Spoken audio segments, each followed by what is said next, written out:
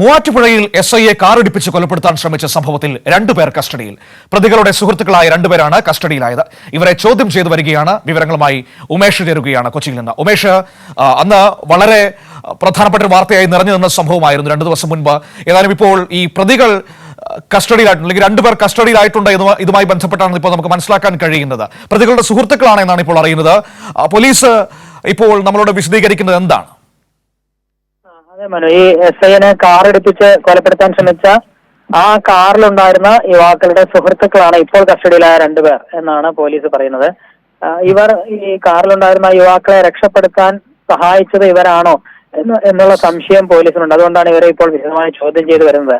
ഇവരെ ചോദ്യം ചെയ്യുന്നതിലൂടെ ഇല്ല, ആ വാഹനത്തിൽ രണ്ട് യുവാക്കൾ മാത്രമേ ഉണ്ടായിരുന്നുള്ളൂ. അതിലൊരാൾ ഇറങ്ങി ഓടുന്നതൊക്കെ അന്ന് നേരിട്ട് ആ പോലീസുകാർ കണ്ടതാണ്.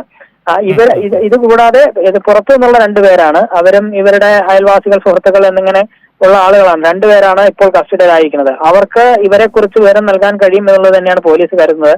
അതുകൊണ്ട് ഇവരെ ചോദ്യം ചെയ്യുന്നതോടെ അവരിലേക്ക് എത്താൻ കഴിയും എന്ന പ്രതീക്ഷ പോലീസിന് ഇപ്പോൾ സംശയം ആ പ്രതികളെ രക്ഷപ്പെടുത്താൻ സഹായിച്ചത് ഇവരാണെന്നാണ്, അല്ലേ? അതെ, ആ തരത്തിലാണ് പോലീസ് സംശയിക്കുന്നത്. അതുകൊണ്ട് ഇവരെ ചോദ്യം ചെയ്യുന്നതോടെ അവരെ പിടികൂടാൻ കഴിയും എന്ന പ്രതീക്ഷ പോലീസിനുണ്ട്.